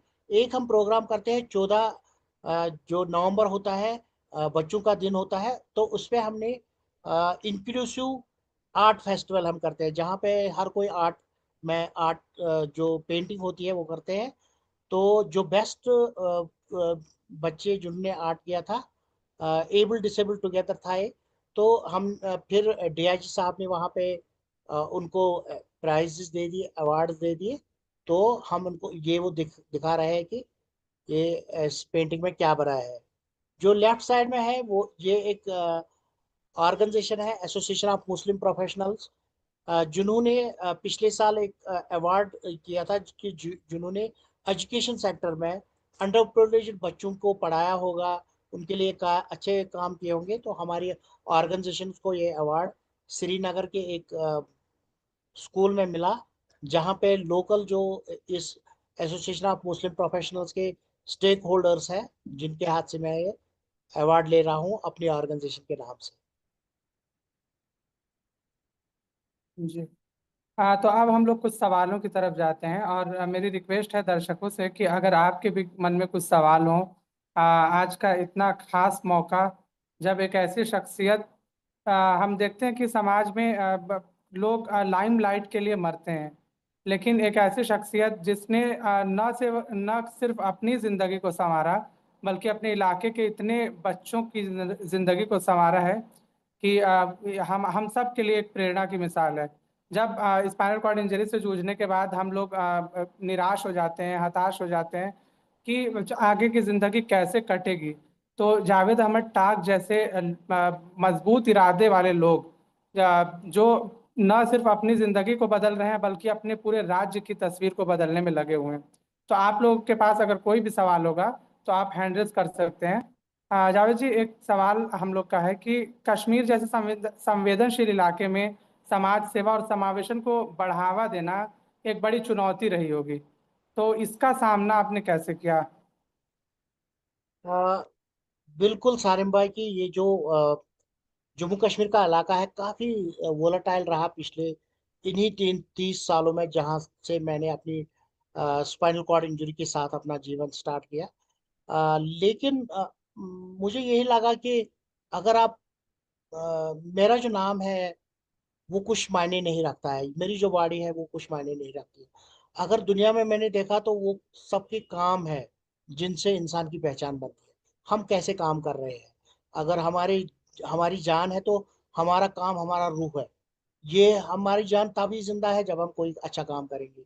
जहां भी मैंने काम किया, जिसके साथ भी हमने काम किया, चाहे लोकल स्टेक होल्डर्स हो चाहे कोई और हो, तो हमको सबसे प्यार ही मिला। और बहुत सारे लोग जो स्टेक होल्डर्स हमारे आईएएस ऑफिसर्स हैं, उन्होंने मुझे काफी एनकरेज किया, जावेद कम से कम हमने एक देखा कि एक डिसेबल पर्सन होने के नाते आपने कभी अपना काम हमें नहीं बताया कि मेरे घर में ये करना है, मेरे रिश्तेदार के लिए ये करना है। जब भी आप आते हो तो किसी पर्सन में डिसेबिलिटी को लेके आते हैं, उसका काम लेके आते हैं। तो इसलिए मुझे लगता है कि अ, अगर हम सही तरीके से अपने सेक्टर को अपनी फैमिली समझ के उसके लिए काम करेंगे तो सब हमारे साथ है। मुझे कभी ऐसा नहीं लगा, और ना मुझे जिंदगी में कभी ये लगा कि मैं as a person with disability हूँ या मेरे पास कोई से। मुझे लगता है कि जो भी जिस भी कंडीशन में हो हम इस दुनिया में है, तो हमारी ड्यूटी जरूर है। ये नहीं है कि हम लेने के लिए यहाँ आए, हम कुछ देने के लिए भी आए हैं, जो हमें खोजना बहुत जरूरी है। अगर हम सही तरीके से वो देना स्टार्ट करेंगे तो कोई भी हर्डल, कोई भी रुकावट हमारे लिए नहीं है इस दुनिया में। सब कुछ ठीक से स्मूथ से चलता है। एक सवाल इसी से रिलेटेड हम लेना चाहते हैं कि आपने अपनी लाइफ में काफी स्ट्रगल किया, फिर आगे बढ़े और हजारों लोगों के लिए आज आप प्रेरणा की मिसाल हैं। तो युवा पीढ़ी जो कभी कभी छोटी छोटी बातों से निराश हो जाती है, उनके लिए आपका क्या संदेश होगा, खास तौर से हम जैसे युवा जो कभी कभी सोचते हैं कि हम लोग किस ट्रैक पे थे और कैसे डिस्ट्रैक्ट हो गए। तो हम लोगों के लिए हम लोग कैसे अपने आप को कैसे हम लोग मतलब संभाल सकें, ये अगर आप कोई गाइडेंस देना चाहें। दो तीन चीजें हैं जो हमारे लिए बहुत इंपॉर्टेंट है। एक है, जिस भी मजहब से हम हैं, चाहे मुस्लिम है, हिंदू है, सिख है, क्रिश्चियन है, अपने मजहब की किताबों को जरूर पढ़ना चाहिए। हमें इस पे भरोसा रखना चाहिए। क्योंकि एक ही सपोर्ट हमें बहुत अच्छा सपोर्ट है, जो अनकंडीशनल सपोर्ट है। वो है कि हमारा भगवान अल्लाह, वाहिगुरु, परमेश्वर, जिसका हमें एब्स्ट्रैक्ट में बिना देखे उनको उन पे यकीन है। तो सब कुछ जो होता है हमारे लिए वो ठीक ही होता है। अगर मैं ठीक होता तो मैं डिसेबल बच्चों के लिए कभी सोचता नहीं। मैं आज या तो अपने पापा का बिजनेस संभालता होता, मेरी माँ मुझे डॉक्टर बनाना चाहती थी, या मैं वो डॉक्टर होता। सुबह शाम मैं सिर्फ ये गिनता कि कितने लोग हैं, कितने 500 के फीस देंगे, इतने पैसे मेरे जमा हो गए। आज मैं बहुत खुशी से कहता हूँ कि मेरे इतने सारे बच्चे हैं, मेरे इतने सारे बच्चियां हैं, लड़के लड़कियां हैं, जो मुझे कभी हासिल ही नहीं होती दुनिया में।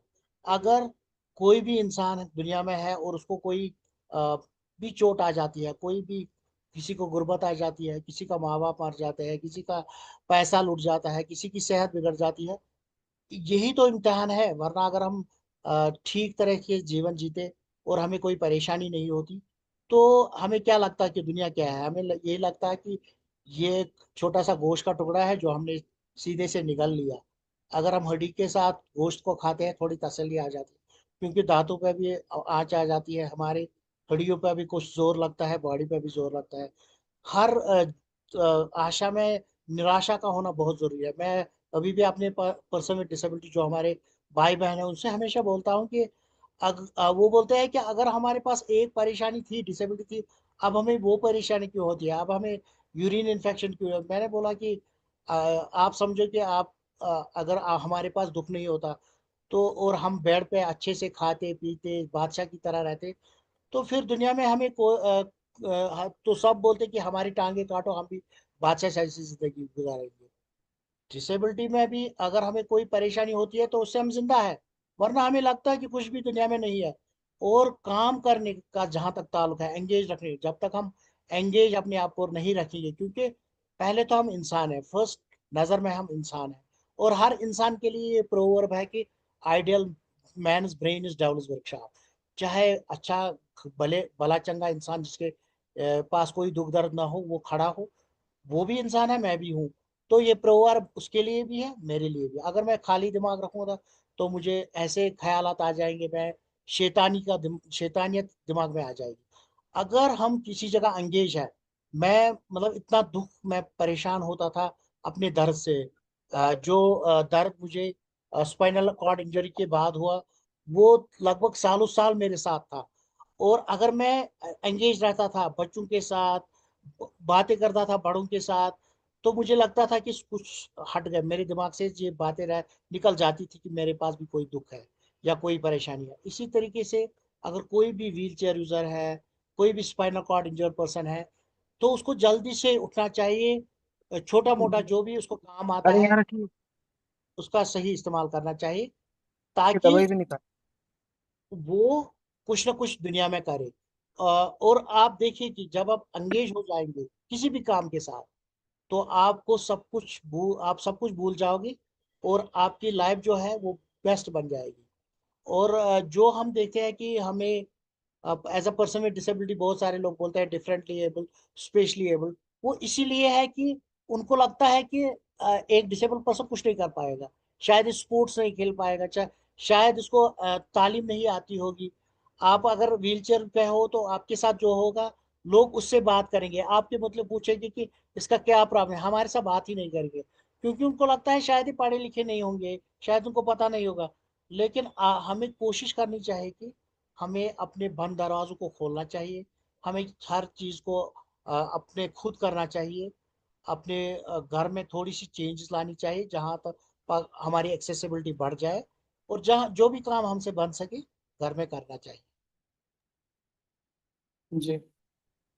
इस बात पे एक शेर याद आता है कि आ, मंजिल उन्हीं को मिलती है जिनके सपनों में जान होती है, और पंख से कुछ नहीं होता, हौसलों से उड़ान होती है। तो आपके हौसले जो है आपकी उड़ान का सबब बने। और अब हम लोग दर्शकों से कुछ सवाल लेते हैं। शहजाद अली जी शायद कुछ सवाल पूछना चाहते हैं, तो आप अपना माइक अनम्यूट करके आप सवाल पूछ सकते हैं।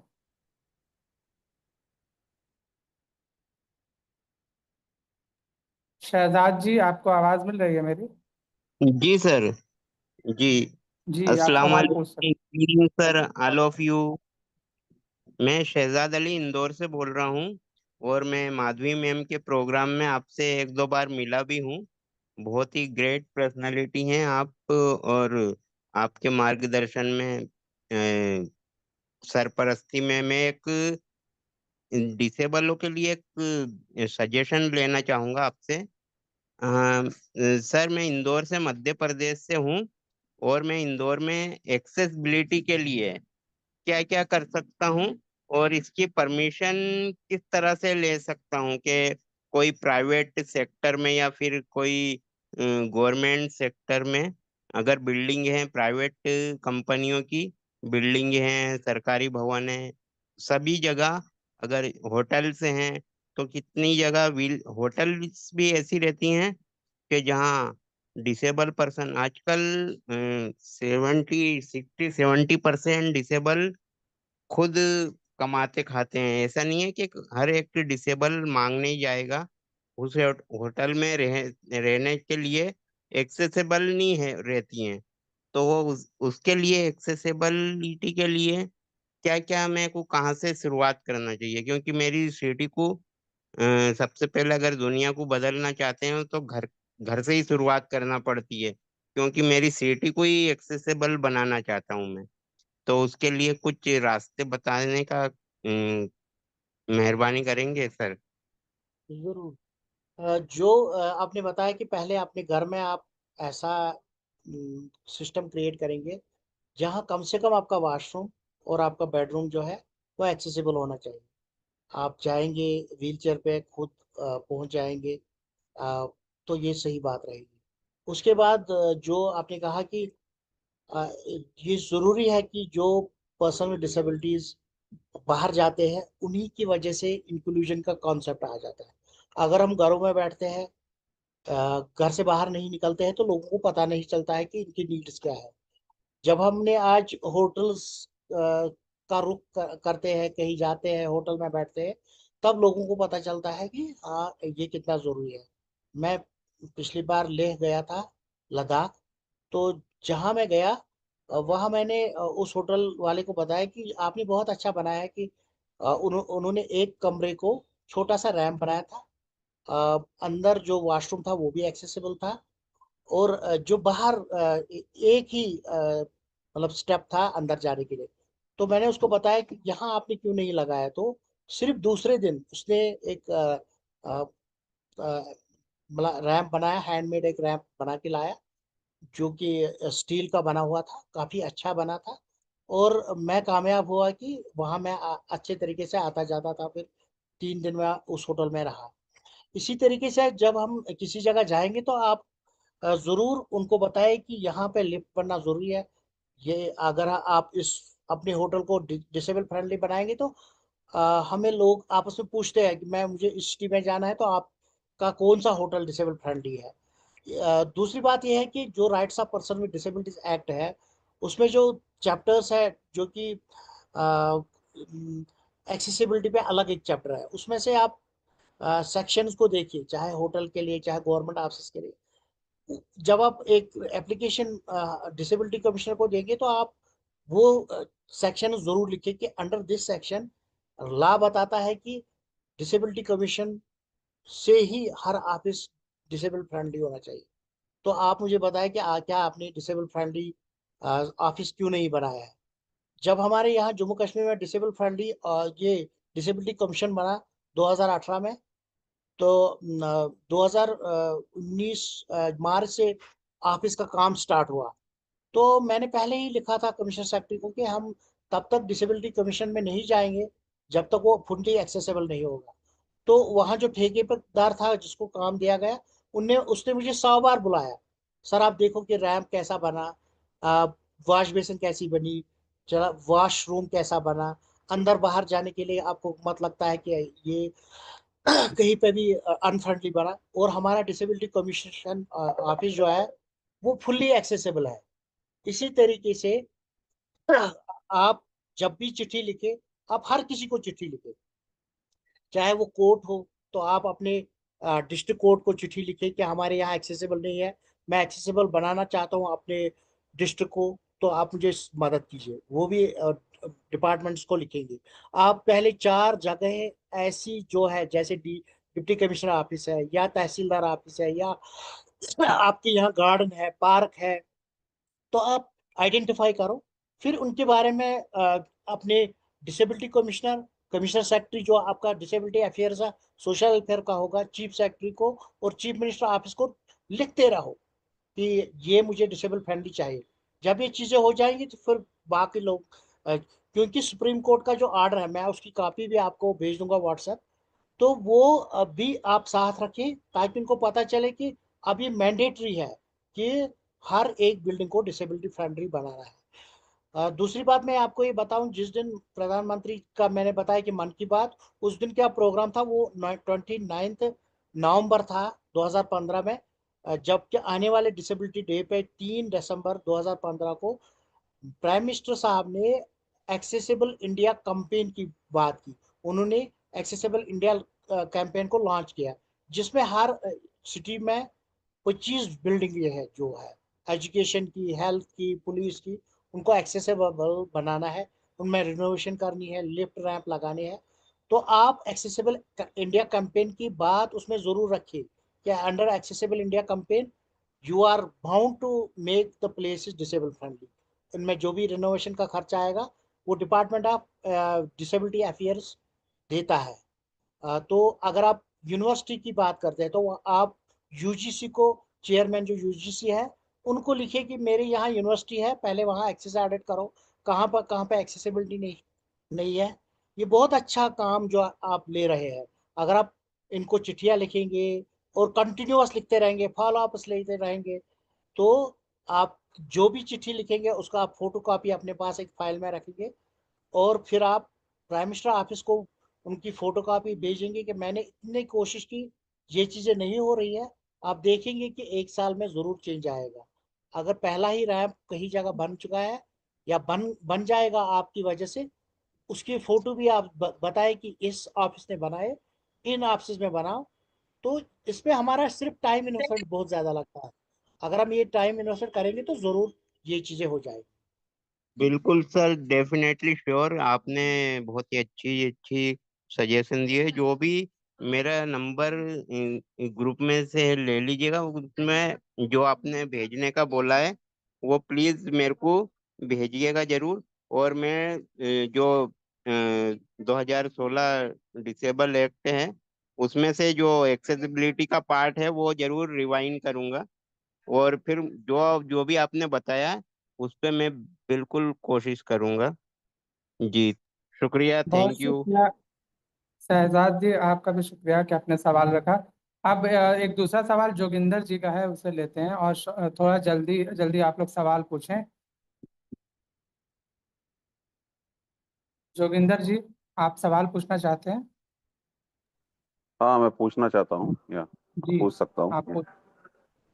या जी, जावेद जी, थैंक यू। मैं हैदराबाद से बात कर रहा हूँ। आपने बहुत अच्छी तरह समझाया सबको, and we are really motivate हुए हैं आपसे, तो आपकी बातें सुन के। सर, एक सवाल है सर इसमें पर्टिकुलरली, कि पर्टिकुलरली स्पाइनल कॉर्ड इंजरी होने के बाद में जो लोग काम करते थे पहले, सडन में उनका काम छूट गया, और काफ़ी बेसिकली गरीब लोग जो कभी लेबर में काम करते थे या ऐसे काम जो जिनके पास टेक्निकल स्किल्स नहीं है, तो उनको एम्प्लॉयमेंट दिलाने के लिए आपने कहा कि वोकेशनल ट्रेनिंग ऐसे ऐसे आपने अरेंज किया। सो ये कैसे हम आइडेंटिफाई करें और किस तरह का ट्रेनिंग दें, या ऐसा कुछ चीज जो वो आराम से बना बना पाए और वो बेच पाए।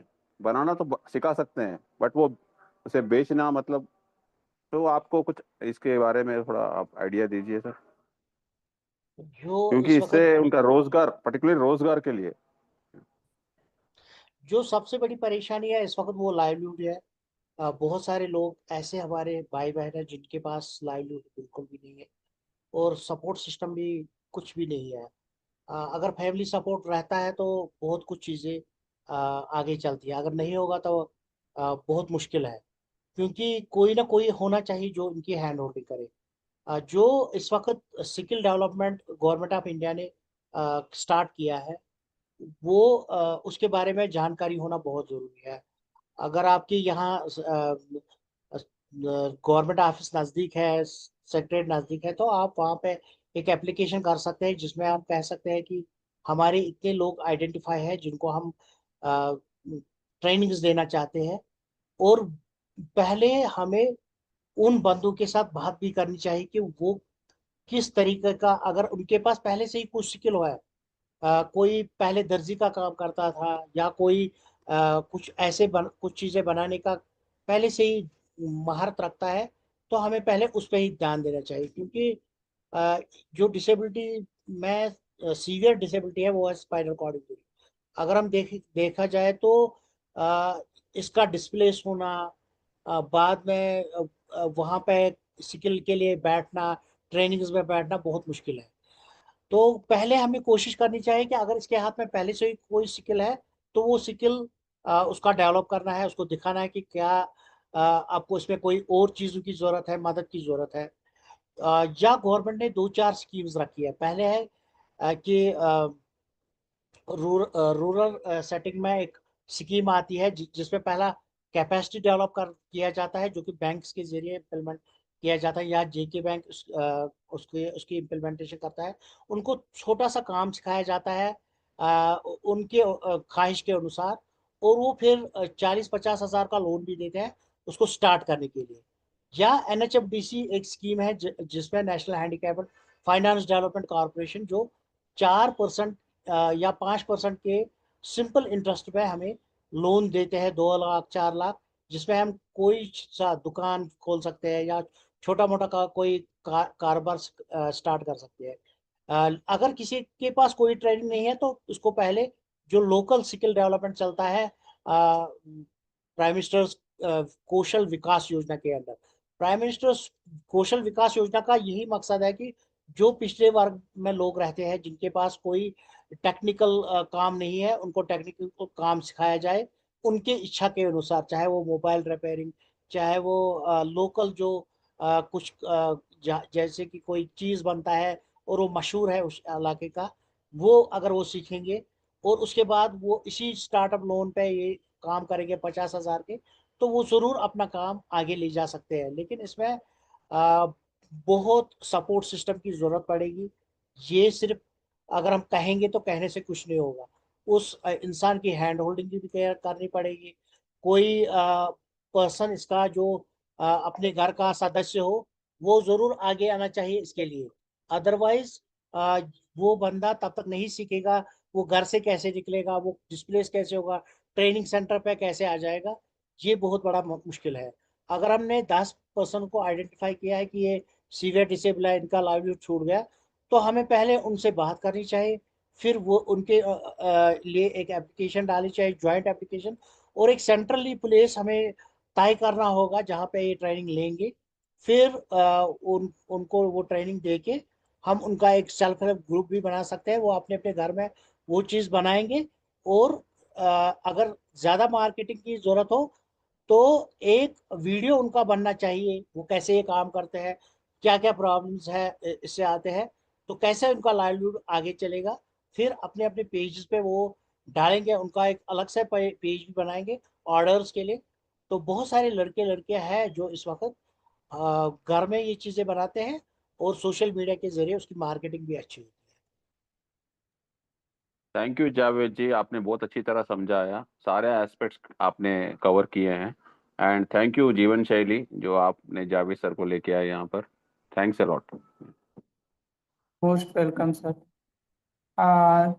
अब एक सवाल और लेते हैं। अभी दिल इसमें साबिर अहमद जी सवाल पूछना चाहते हैं। जल्दी सवाल आप लोग पूछें और 8:30 तक प्रोग्राम को एंड करेंगे हम लोग, क्योंकि जावेद जी भी थक चुके होंगे कंटिन्यूसली वो बोल रहे हैं। तो साबिर अहमद, अगर आपको मेरी आवाज़ आ रही है तो आप सवाल पूछ सकते हैं। अस्सलाम वालेकुम सर। वालेकुम अस्सलाम। वालेकुम अस्सलाम। सर मैं बिहार से हूँ। सर जैसे मेरा कहना है कि पहले मैं जो काम करता था वो काम करना चाहता हूँ, तो कोई डिसेबिलिटी सर्टिफिकेट लगाकर कोई लोन निकल सकता है जिसमें ब्याज बहुत कम लगे, मेरा काम भी हो जाए। हाँ, मैंने पहले ही बात की इसके बारे में। साबिर भाई, आपने बहुत अच्छा सवाल किया। ये हर एक के लिए ज़रूरी है, क्योंकि स्टार्टअप के लिए आपके पास पैसा नहीं होगा, पैसे देगा भी नहीं कोई। डिसेबिलिटी सर्टिफिकेट के against national handicapped finance development corporation NHFDC, ये वेबसाइट भी है इनकी। NHFDC आप सर्च करेंगे, वहाँ आप ऑनलाइन भी लोन के लिए अप्लाई कर सकते हैं। जो national handicapped finance development corporation है, उसकी अलग अलग स्टेट्स में अलग अलग चैनलाइजिंग एजेंसी है। यहाँ पे हमारा SC STC OBC कॉरपोरेशन है, जिनको ये काम सौंपा गया है कि वो पर्सनल डिसेबिलिटीज के लिए लोन फराम करें। अगर आपके वहाँ भी ये है SC ST OBC कॉरपोरेशन, तो आप वहाँ जा सकते। अगर नहीं है तो आप अपने मैं कोशिश करूँगा कि जो बिहार में कौन इसकी चैनलाइजिंग एजेंसी है, तो मैं आप अपना फ़ोन नंबर बताएंगे, तो हम उस पर आपको पूरी जानकारी देंगे कि बिहार में कहाँ पे है। इसके साथ साथ आपका ये भी ज़रूरी है कि आप ज़रूर प्राइम मिनिस्टर कौशल विकास के तहत कोई ट्रेनिंग ज़रूर ले, या अगर आपको पहले से ही कोई ट्रेनिंग आती है, आपको आप कुछ बनाते हैं या घर में आपको कोई चीज़ बनानी आती है, तो आप होम बेस्ड वो कर सकते हैं। अगर आपके पास पढ़ाई है, आपने ग्रेजुएशन या 12th पास किया है, तो होम जी बेस्ड काम आजकल बहुत है। बिहार में आपको जरूर होम बेस्ड कोई काम भी मिल सकता है। सर 11 पास हैं, मैं टेंट डीजे का काम करता हूँ, ठीक ना? ठीक ठीक। तो आप मुझे अपना व्हाट्सएप चैट में डालेगा, मैं आपको जरूर वो पूरी इंफॉर्मेशन बताऊंगा कहाँ से कितना करना है। Thank you. तो हमारा कार्यक्रम ये आखिरी पड़ाव पर चल रहा है। अगर किसी और के सवाल एक आध हो तो उसे पूछकर हम लोग इसको वाइंड अप करते सर ही मैं ग्रुप में नंबर डाल देंगे, ठीक ना? हैं। जी जी, आपसे टीम कांटेक्ट कर लेगी साबिर। किसी और के सवाल हो तो लें, या फिर हम लोग समअप करते हैं।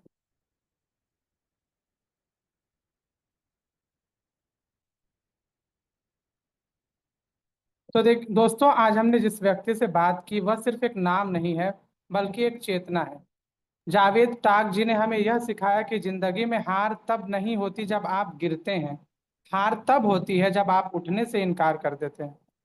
उन्होंने अपने लिए नहीं, दूसरों के लिए जीना चुना। और यही एक सच्चे नायक की पहचान होती है।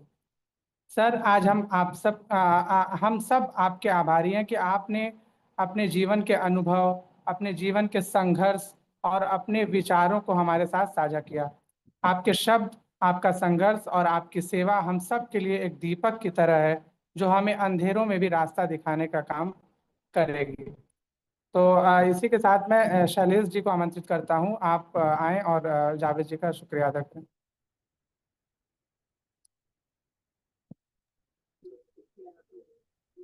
बाय बाय ऑल फ्रेंड्स, नमस्ते, hello. Good night.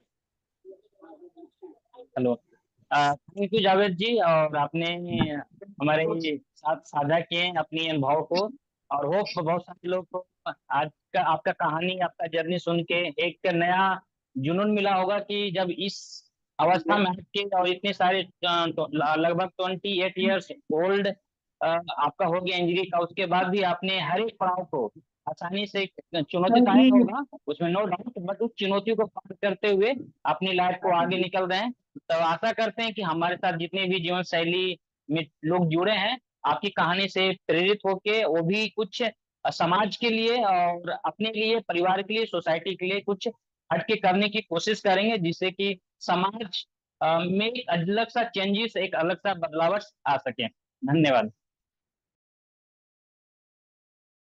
Thank you Shailesh भाई, थैंक यू। तो बहुत इस सारे शेर के साथ मैं जी बोल। लड़के लड़कियां हैं जो जिनको ये प्रोग्राम कंटिन्यू रहना चाहिए, इसमें और लोगों को आना चाहिए। तो हम सबकी एनकरेजमेंट होती है जब हम सुनते हैं कि बहुत सारे अलग अलग कार्य करते हैं। शैलेश जी का भी शुक्रिया कि जो ऐसा प्लेटफॉर्म बनाया जहाँ पे हम इकट्ठे होके एक दूसरे को सुनते हैं। तो आपको हर प्रदेश से हमें हर एक स्टोरी को आगे जरूर लाना चाहिए, ताकि ये प्लेटफॉर्म और आगे चले। आपके जज्बे को सलाम करते हुए इस कार्यक्रम को खत्म किया जाता है कि मंजिलें क्या है, रास्ता क्या है, मंजिलें क्या है, रास्ता क्या है, हौसला हो तो फिर फासला क्या है। तो आप सभी दर्शकों का शुक्रिया कि आप लोग इस कार्यक्रम में जुड़े, और पूरी उम्मीद है कि आपने आज एक नया लेसन जरूर सीखा होगा कि कैसे इंसान जो है विकट परिस्थितियों में, विषम परिस्थितियों में भी अपने हौसले को अपने हौसले की बुनियाद पर कामयाबी को हासिल कर सकता है। तो आज के इस कार्यक्रम में जुड़ने के लिए आप सभी का एक बार फिर से तहे दिल से शुक्रिया अदा करता हूँ। बहुत बहुत धन्यवाद। धन्यवाद सर।